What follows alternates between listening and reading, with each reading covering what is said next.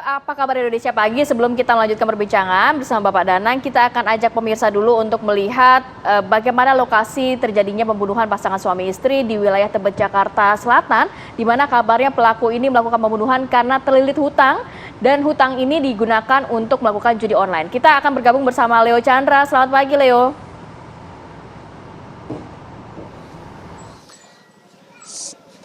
Ya, selamat pagi Bayu dan juga Rati. Pelaku pembunuhan Edi Rinaldi berhasil ditangkap oleh Polsek Jakarta Selatan, yang dimana diketahui bahwasannya Edi ini merupakan pelaku pembunuhan yang membunuh karena tidak terima utangnya ditagih oleh Ibu H, dan ia tega membunuh korbannya yaitu Bapak M yang berusia 61 tahun, dan Ibu H ini diketahui mengalami luka-luka dan saat ini sudah menjalani perawatan di Rumah Sakit RS Polri Jakarta Timur.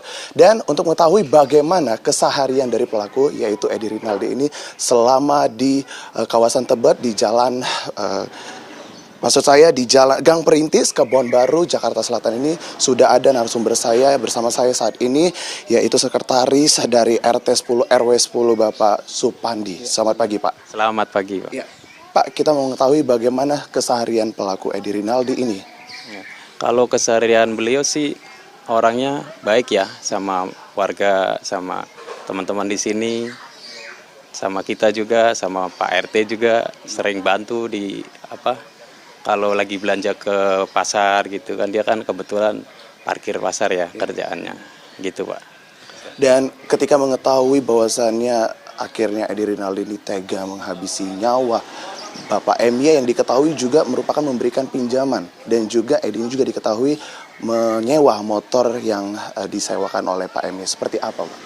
Waduh, untuk saya pribadi juga kaget ya. Seorang Bang Edi itu kan orangnya kan diem, nggak neko-neko, tiba-tiba dengar-dengar kok melakukan penusukan begini, kita juga kaget. Hampir warga di sini juga semuanya kaget dengan kejadian. Dan apakah informasi terkait bahwasannya memang pelaku ini, Edi Rinaldi ini, tega menghabisi karena dia meminjam uang, kemudian ditagih, dan uang yang dia pinjam ini untuk dijadikan judi online. Apakah informasi tersebut benar? Oh, kalau informasi terkait judi online itu nggak benar ya, Bang. Nggak benar, itu hanya mungkin simpang siur aja. Kalau ini kebetulan itu uangnya itu buat, kan kemarin kan pas kebetulan acara sekolahan ya. Jadi kemungkinan ini beliau butuh duit buat pembayaran itu. Jadi minjem duit lah ke Mbok Gambreng ini yang inisial H. Gitu, Pak. Dan akhirnya kenapa pelaku ini tega menghabisi nyawa Bapak MY dan juga tega menusuk Ibu H? Itu kenapa, Pak, alasannya?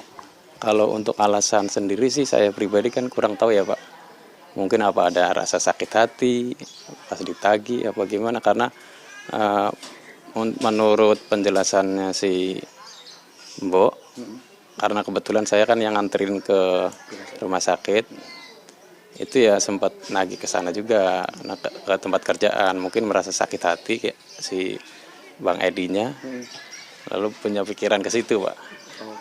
Siap. Terima kasih, Pak, untuk keterangannya. Dan itu dia tadi pemirsa keterangan dari Sekretaris RT 10 RW 10 di kawasan Tebet, Jakarta Selatan ini, di mana memang diketahui Edi Rinaldi sebagai pelaku berusia 41 tahun ini diketahui sudah ditangkap oleh Polsek Jakarta Selatan, dan diketahui juga memang alasan Edi meminjam uang itu bukan untuk judi online, melainkan untuk membiayai hidup anak dan juga istrinya. Dan memang di mana diketahui bahwasannya untuk lokasi rumah dari pelaku sendiri itu tidak jauh dari lokasi rumah Bapak MY dan Ibu H, yang hanya berjarak sekitar 20 meter, dan diketahui juga usia anak Edi itu yaitu 6 tahun dan juga berusia sekolah. Seperti itu. Kembali ke Anda ke studio.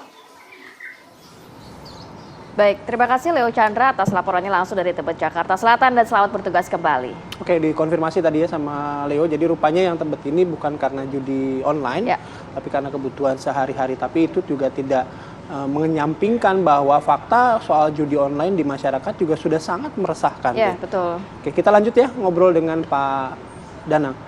Pak Danang tadi menyambung pertanyaan dari Ratih gitu ya, soal tawaran gitu. Nah, dari analisis PPATK mungkin juga sudah mendalami mengenai hal ini. Seperti apa sih, Pak, tawaran-tawaran yang diberikan kemudian sehingga akhirnya masyarakat ini sangat-sangat tergiur untuk mengikuti judi online ini? Ya, kalau kita lihat sifat judi online ini kan private, dia yang dulunya dari publik dengan judi online dari bersifat menjadi private, artinya dia di ruang tamu, di ruang makan itu sendiri aja nggak diketahui orang lain dia bisa bermain judi online. Sehingga dia itu menghilangkan kalau dia harus ketemu orang main judi di lapak misalnya, itu harus berinteraksi dengan orang lain. Ini sifatnya menjadi private. Itu yang pertama. Yang kedua, begitu membuka situs judi online, di situ pasti akan yang ditawarkan adalah keuntungannya dulu, ada bonus dulu, bonus 100% dari deposit dan sebagainya. Inilah yang kemudian menarik masyarakat untuk bermain judi online. Dan setelah bermain itu kan sifatnya dia akan menjadi edik gitu ya. Dia diberi kemenangan dulu, lalu setelah itu kalah dan dia akan akhirnya terjebak di judi online tersebut. Ini nih yang kami lihat dari pola transaksi maupun website yang terkait dengan judi online tersebut.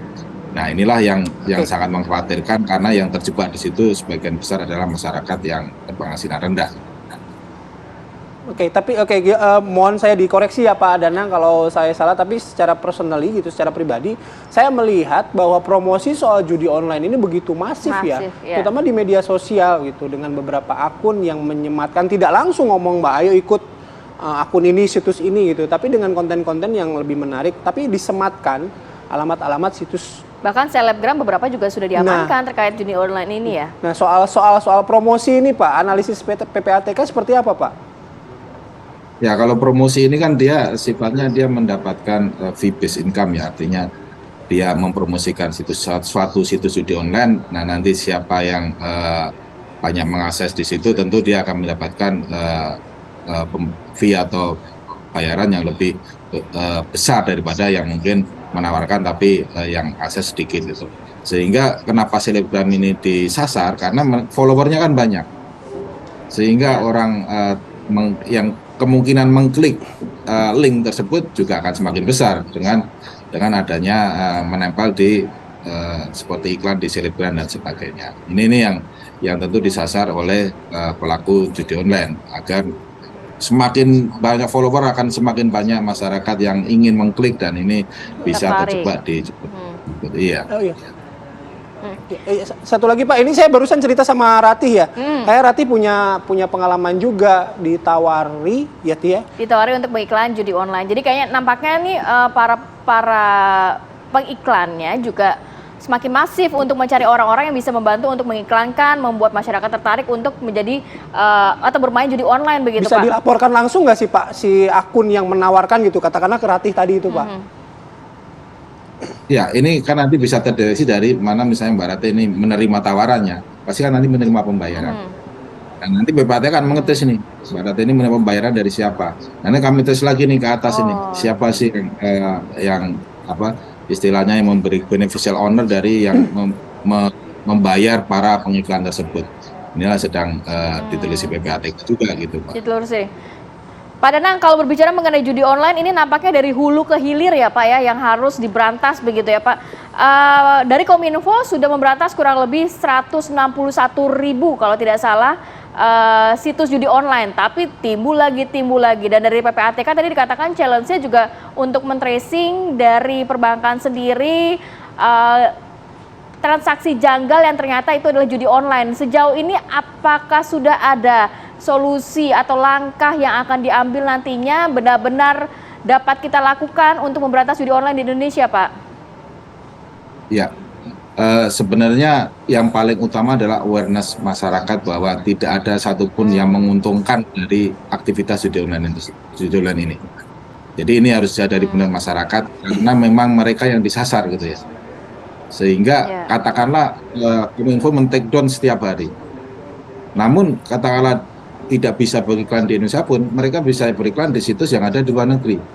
Di mana apabila masyarakat Indonesia mengakses situs tersebut juga bisa ikut bermain judi online walaupun tidak beriklannya di dalam negeri.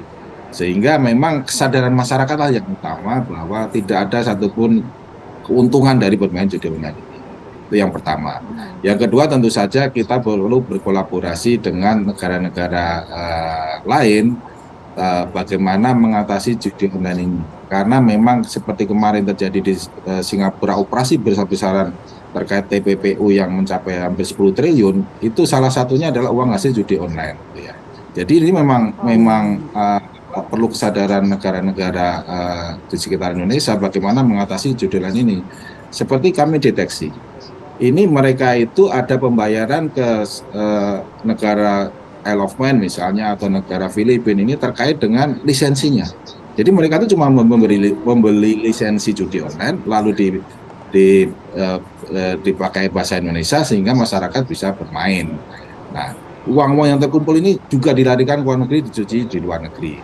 Beneficial owner-nya siapa sih yang menikmati keuntungan paling besar dari judi online ini? Inilah yang harus dicari dan kolaborasi dengan negara-negara terkait gitu ya. Jadi kolaborasi di dalam negeri terkait dengan takedown, terkait dengan istilahnya pemidanaan aktor-aktor di dalam negeri, juga kolaborasi di luar negeri terkait dengan pencucian uangnya supaya ini bisa dikembalikan ke Indonesia. Seperti itu. Pak Danang, tapi sejauh ini sudah ada belum sih Pak yang memang diamankan? Kan tadi Pak Danang mengatakan bahwa operatornya saja di luar negeri gitu. Itu kan tantangan juga untuk kita. Apakah sudah ada kasus-kasus yang dapat berhasil diamankan melihat operatornya memang berada di sana? Ya, sejauh ini kerjasama dengan pihak kepolisian kita sudah berhasil mengamankan terkait dengan operator yang ada di sini ya, operator yang di sini. Juga kemarin juga kita kasus di Medan juga sudah diselesaikan. Juga kemarin kepolisian bisa menangkap di Kamboja terkait beberapa operator yang lari ke Kamboja dan bisa ditangkap. Nah, terkait dengan dananya kita juga sudah tahun kemarin juga bisa meng-freeze terkait judi online ini puluhan miliar gitu ya. Cuma memang sebagian paling besar itu dananya lari ke luar negeri dan ini yang harus kerjasama dengan pihak terkait di luar negeri gitu. Oke, baik, satu lagi Pak soal judi online ini apakah juga masih relevansinya dengan trading itu Pak yang kita ingat dulu kasusnya Indra Kents gitu, kemudian Binomo. Nah itu apakah trading itu juga relevansinya dengan judi online ini Pak? Ya, kalau kita cermati betul seperti Binomo dan sebagainya itu adalah sebenarnya judi, tapi dikemas seperti investasi. Karena memang di situ kan cuma menebak ini arahnya naik atau turun. Nah itu judi sebenarnya dan di putusan pengadilan pun bahwa ini sebenarnya teridentifikasi terkait dengan judi, tapi dikemas seperti investasi sehingga masyarakat banyak tertarik di situ. Baik. Nah, bedanya. Baik, terima kasih Pak Danang. Ya. Oh gitu ya. Ya. Baik, terima kasih Pak Danang atas waktunya pagi hari ini. Selamat beraktivitas kembali. Salam sehat selalu Pak. Assalamualaikum. Ya itu tadi kalau dari pemangku kebijakan juga pasti punya langkah-langkah sendiri. Sudah ada langkahnya beragam dari pemerintah juga untuk menekan atau mengurangi bahkan menghilangkan judi online di Indonesia. Tapi kembali lagi masyarakat juga harus meningkatkan awareness-nya terhadap judi online karena tadi Pak Danang menyampaikan kita yang disasar oleh mereka betul. begitu ya. Karena sekali lagi ingat ya, kalau judi memberikan kemenangan kekayaan, ingat kata Bang Roma, itu bohong. Oke.